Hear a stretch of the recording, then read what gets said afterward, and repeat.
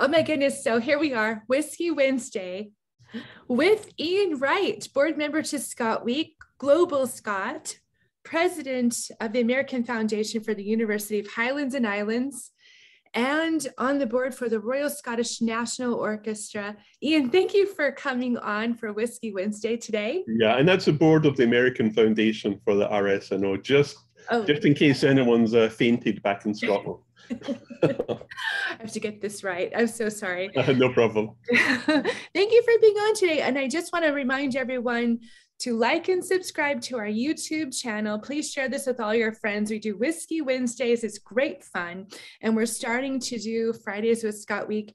And this coming weekend, we have our Scotweek presentation starting Friday, April 22nd, 7 p.m. Pacific Daylight Time on our YouTube channel. We're premiering the Royal Scottish National Orchestra, thanks to Ian Wright.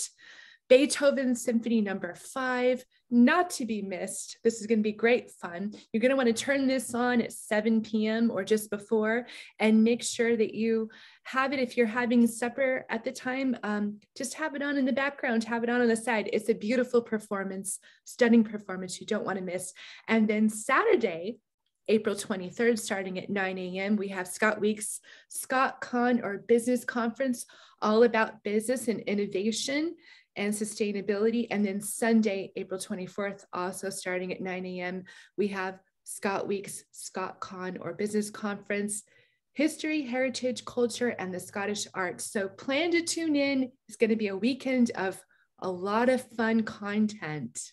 So Ian, you're going to be introducing us to some fun whiskey drinks, I hear. I'm going to take a big risk, and I could be struck off for this. It's a bit like, have you ever had two close friends and you wanted to introduce them because you thought they would really hit it off, and then you find that they hate each other and they never want to talk to either again or you again?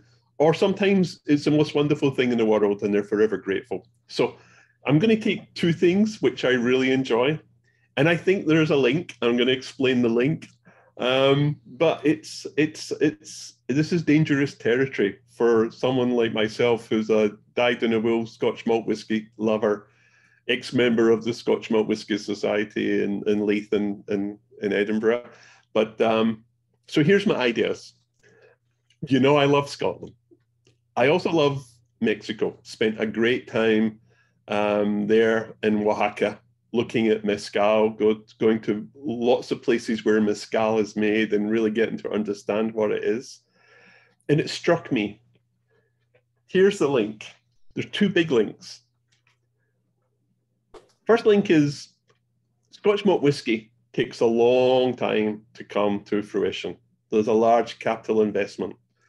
It only takes short time to make the alcohol. It takes a long time for it to mature properly and get all those lovely, interesting flavors that we love. Mezcal, people don't know, is made in one region of Mexico, in Oaxaca state. The only place it's allowed to be made. And it takes a long time to make as well. But the opposite way around, it takes maybe 12 years for those agave plants to reach the fruition where they can be harvested. So someone's invested 12 years of time in that agave plant. Something happens in between, they lose all that money. And then it takes a very short time to make the drink at the back end of that. So both things are made out of love and time. And here's the other link.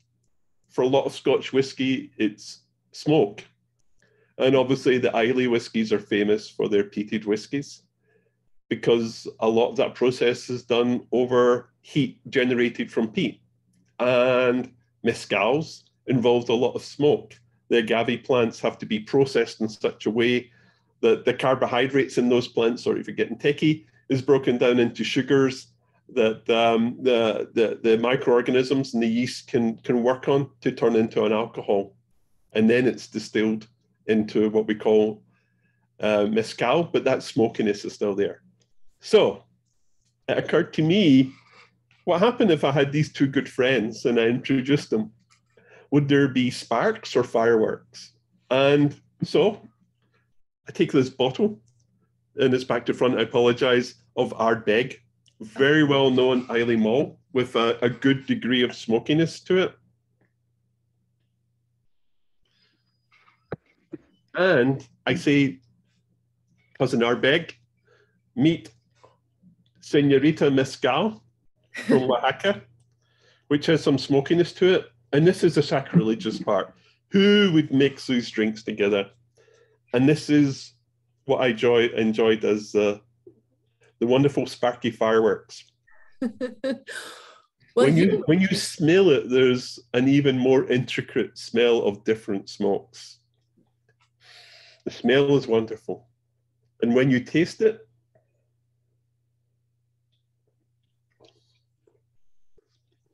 right up front, you get the peat from the Ardbeg and you get that smokiness from the Mezcal. But then immediately behind that comes all those intricate, all those colorful flavors that we recognize in both of those things. And for me, it absolutely works. And this is sacrilegious, and people are going to probably send in hate mail into our comments. But in moderation, mixing these things together is fun. And I have a whole lifetime of experimenting with, well, what if I used a slightly different whiskey with slightly different amounts of peat? What if I used different mezcals? And it's just opened up a whole new area to investigate a wonderful mix of flavors. So there we go. I don't know what I'm going to call it. I think I'm going to call it Mezcal, but I don't know. But it just works. Well, I am intrigued by this, and I don't think that, don't knock it until you try it. Everybody has a different palate, and you find that people just enjoy different types of things. And there's going to be somebody out there who's going to say, oh my God, we have to try this. We absolutely have to try it. I want to try it right now, and I don't know how to because I've got all the Ardbeg in the world here. However, but here's the thing, Ian, I think you should call it something like the Wright blend with W. No, you see, I'm just the initiator, the instigator here. I don't think it needs a name because whatever whiskey you use, and thanks for that, Cindy. But I think the fun is in experimenting, in trying slightly different. Because mezcal is, I don't think it's as intricate because I'm proud of malt whiskey, but it has an intricacy of flavors within it as well, and obviously malt whiskey, with all the different finishing woods and all the different terroirs that it comes from, I think there's an intricacy there. Now, we might go over the top. It may be just too much for the human palate to differentiate all those things, but, why the hell not have the fun in trying? Why not have the fun in trying? I think anything goes, and you can try just about anything. And I know a lot of people join in, especially when we had this program on Instagram. People would pop up and say what they were drinking.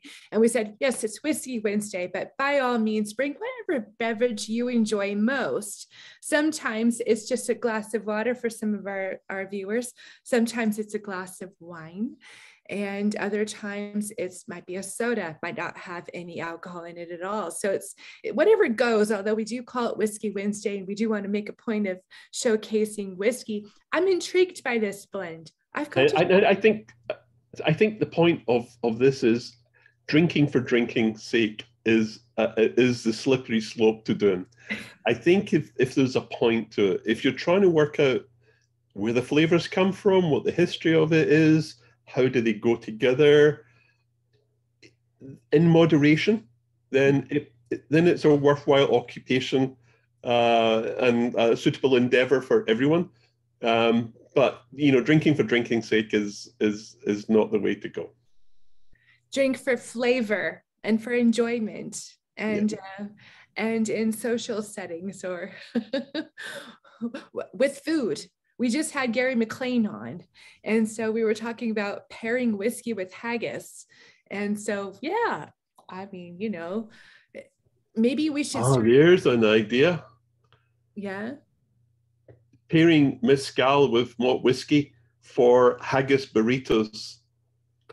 Ooh, that's intriguing. Or, have you ever had those haggis spring rolls?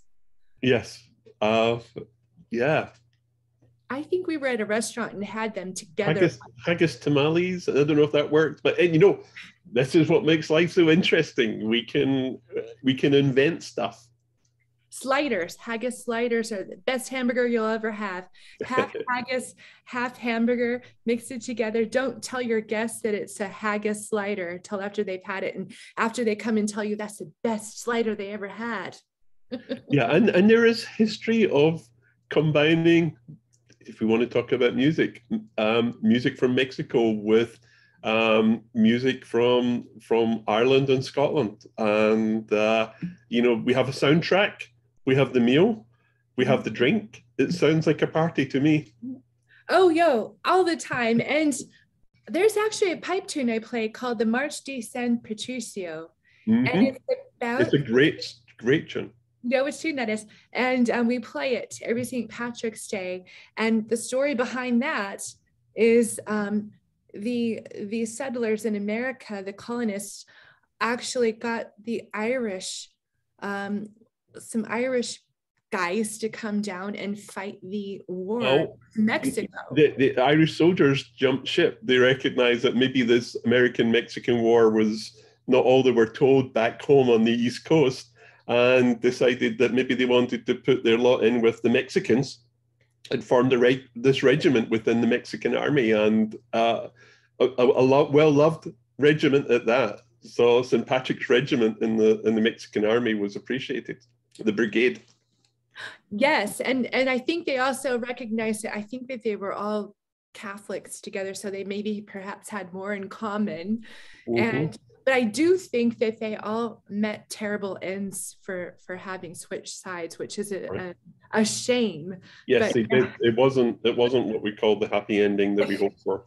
No. But I'm sorry. I'm going to just make sure I do like this. I just want to make sure that I like it as much as I thought. Oh my gosh! And I don't have any Mezcal here with me. Yep. It's still enjoyable. Oh no. And I'm sitting in this Scottish tavern. This is a very large oil painting that I own, purportedly by David Wilkie of Scottish tavern scene, and very smoky Scottish tavern scene. So I thought it was appropriate for this choice. It's entirely appropriate, and I'm so happy to be able to see it on your wall there. And how beautiful! How'd you come by that painting anyway? Auction. They didn't know what it was when I got it. Also picked up a large oil portrait of Robert Burns as well, who I think they'd labelled it as an English gentleman, which would have pleased him no end. It was such an obvious portrait, or copy of the portrait, but a very large old oil painting of Robert Burns. So. Oh my goodness, that's hysterical. So do you normally drink Ardbeg? Tell me a little bit about the Ardbeg. No, I tend to have different tastes depending on the circumstance, and that's what makes malt whiskey so interesting. It's so varied. I mean, from a light citrusy golden Highland or Lowland whiskey to something as brutal as the Lagavulins, or some of the new whiskies where the peat content is clearly laid out and numbers on it. There's such a lot of experimentation and flavors. That's what makes it interesting. And I have a very wide taste in different types. Some of my favorites are the in-betweenies. So whiskies like from Campbellton, like Springbank, which have, a hint of the sea, a hint of the peat, and a hint of the Highlands in them, are, for me, some of the most interesting ones. And of course, we've got the different whiskies like Auchentoshan, Triple Own, one of the few triple distilled whiskies in Scotland, which has a nod to its Irish cousins not too far away across the sea. But that's what makes it fun. That's what keeps us interested. No, I agree. And it's funny. I actually I'll be tortured for this too. So if people want to leave comments for, us bastardizing whiskey in such ways as adding Mezcal and Agave, I actually sometimes really like the screwball. Oh, I grew up in a family where it was almost sacrilegious to put anything except for iron brew or a little water in your whiskey. I